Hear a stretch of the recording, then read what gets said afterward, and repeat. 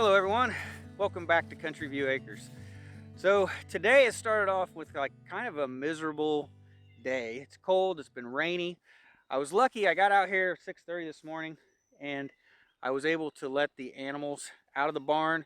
I was able to get this electrified netting set up so that they could graze on the pasture.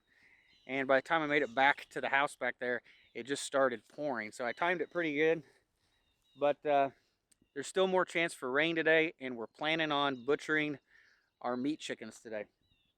So due to the weather, we're probably going to set up everything inside our pole barn up front. We'll probably, that way we can stay out of the wind and the weather. And then the chicken plucking machine, it does make a big mess. We'll probably leave it outside the pole barn.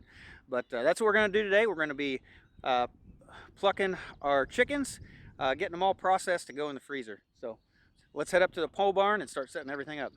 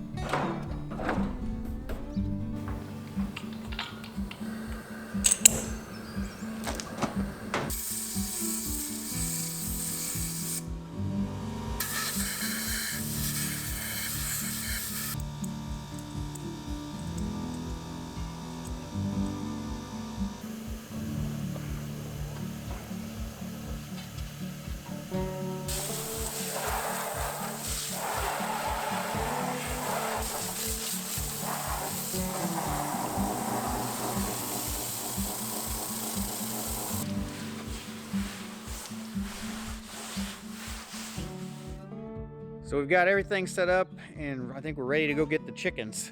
So this is the plucker that we have. This is what they call a whiz bang chicken plucker. So you make this out of a 55-gallon plastic barrel and you drill holes in it and then you pull these little rubber fingers through. You have to buy the disc in the bottom that spins, and you have to buy like a pulley and a motor, and you can pretty much put this together. And I ended up buying this off of a guy off of Facebook Marketplace, and it's worked out fairly well. So over here we got a turkey fryer set up, and this is where we're going to scald the chickens. So we're heating the water up in here. We'll dunk the chickens in this scalding hot water. It'll make the chickens easier to pluck. And I don't have really a long thermometer, so we're going to be just using this temperature gun and monitoring the water temperature that way. We use this on our fireplace to actually know how hot the fireplace is. So this will come in handy for this as well. So on this side of the garage over here, we've got a tote with a little bit of water in it. Since we don't have a sink, we're going to be using this for rinsing our hands off and rinsing our tools off in there. And then we've got 2 tables set up here so that we can process the chickens, and we've got a few knives to do that. And then once the chickens are completely processed, we have a Coleman cooler here. I just picked this up, so this is brand new cooler, and got some ice in it last night, so it's still got ice in there. But we're going to put, hopefully it'll fit all 15 chickens in this cooler, and they'll sit on ice for a day or two before we finally put them in the freezer. So it does take a long time for the water to get to a scalding temperature. And while that's heating up, we're going to go out to the pasture and try to gather up the chickens. We're going to put them in a dog crate, and we're going to see how many we can fit in there. We might be able to fit them all in this dog crate because it's a pretty good size. But we're going to gather up the chickens, bring them back here, and we're going to start the processing of them. Now, I won't show in this video, I'm not going to show killing of the chicken. We'll probably limit the process, how much we actually show of the processing in this video, just because that content is considered graphic and it may not be suitable for advertisers. So we're going to end up putting that in a separate short video where we go over how we kill the chicken, pluck the chicken, and process the chicken. We'll put that in a short video that's unmonetized and cover that separately. So let's go ahead and see if we can gather up all these chickens.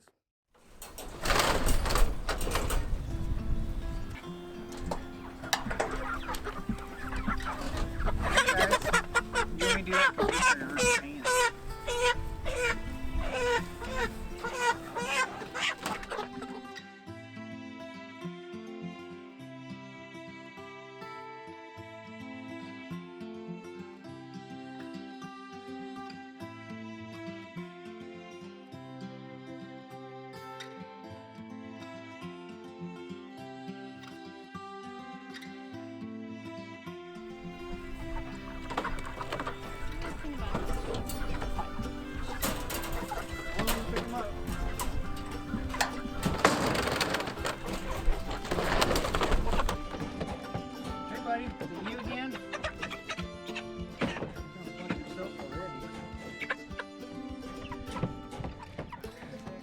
So we just got done butchering all of our chickens, and the very first chicken we did, we actually screwed up on.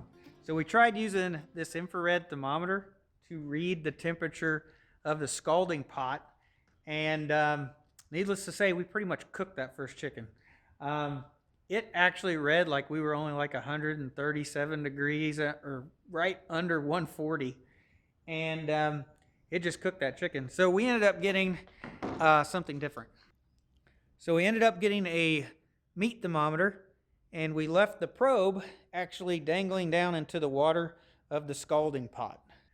So when we ended up putting the meat thermometer in there, it was reading like 171, 174 degrees, really hot. So that infrared thermometer was not working properly, trying to get the temperature of water. So we had to add some cool water to that, get it down to below 150 degrees.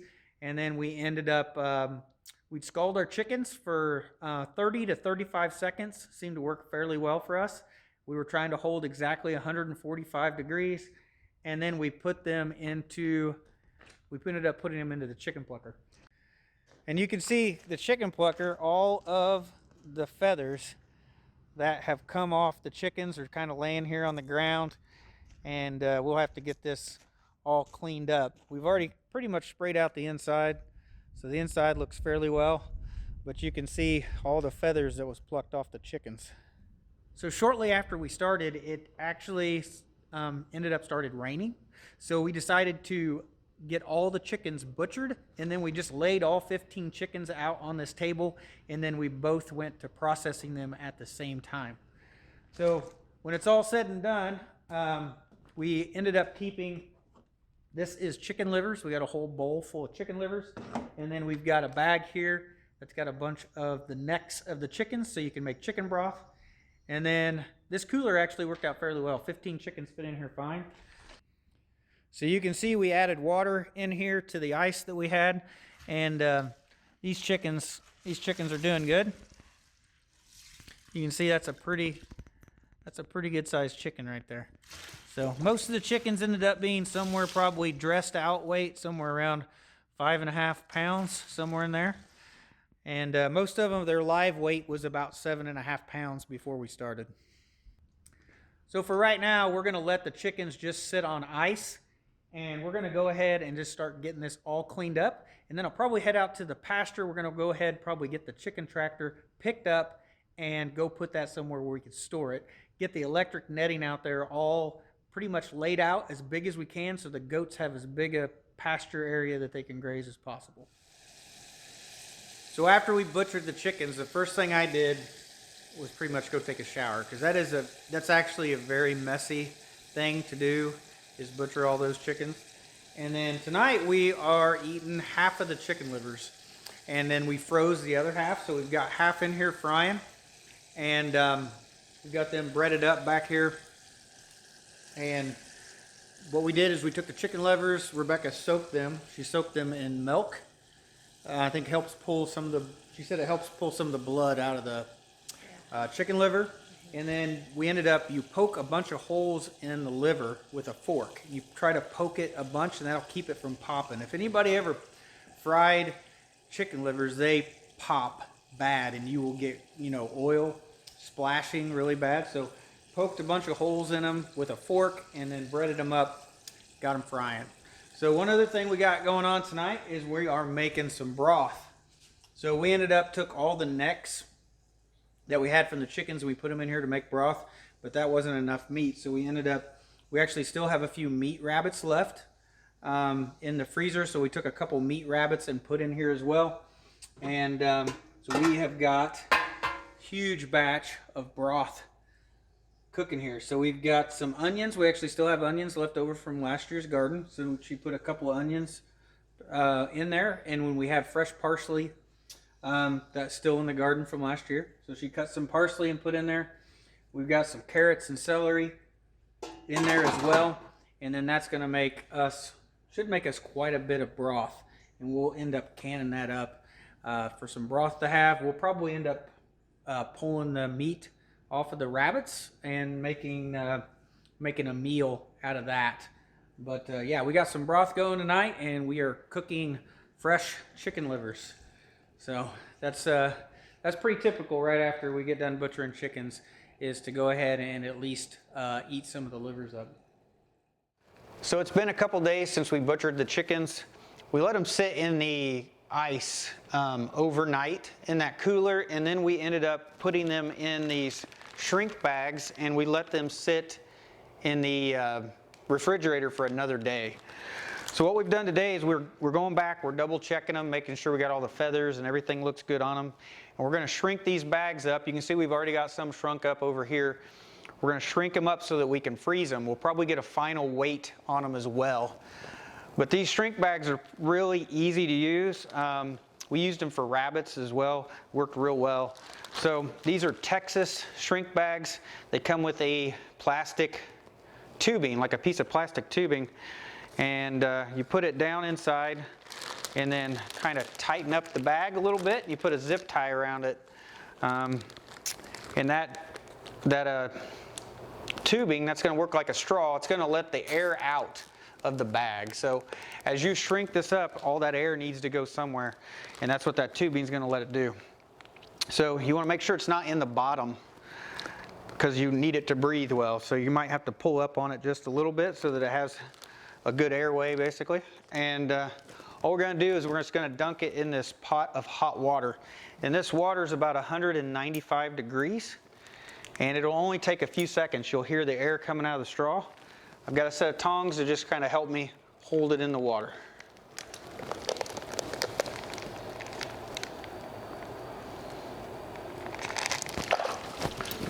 And there it is. Nice chicken with the bag shrunk right around it. Looks like what you'd buy in the store. So we're going to take the straw out, tighten the zip tie down as far as we can, and then we're just going to cut off the extra part of the bag. And then you can see, looks like just like what you buy in the store. Nice and shrunk down, clear bag. Looks good. So this will end up going in the freezer in a little bit. And I need to get some more out. I think I've got about 5 more to do. So this is the broth that we ended up making. And we made that out of the chicken necks and 2 rabbits. The necks weren't going to be enough to make a lot of broth, and we wanted a big batch. So the rabbits just kind of helped that out. This is all canned up. It's ready to go in the pantry now. So we cooked this in that roasting pan. That roasting pan is a 22-quart roasting pan. Thing's huge, very deep. And we let that cook for like 2 days, and we ended up with a total of 4 gallons worth of broth to put in the pantry. So pretty happy with how much we ended up getting. So as far as the meat chickens go, we ended up with a total of 14 chickens when it was all done. That first chicken we put in the plucker, it pretty much tore that one apart and ruined it. But on average, we came out to about 5.35 pounds per bird. And I think that's pretty comparable what you'd buy in the store.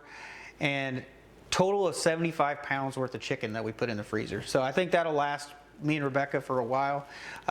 We may do some more this year. We'll just have to wait and see.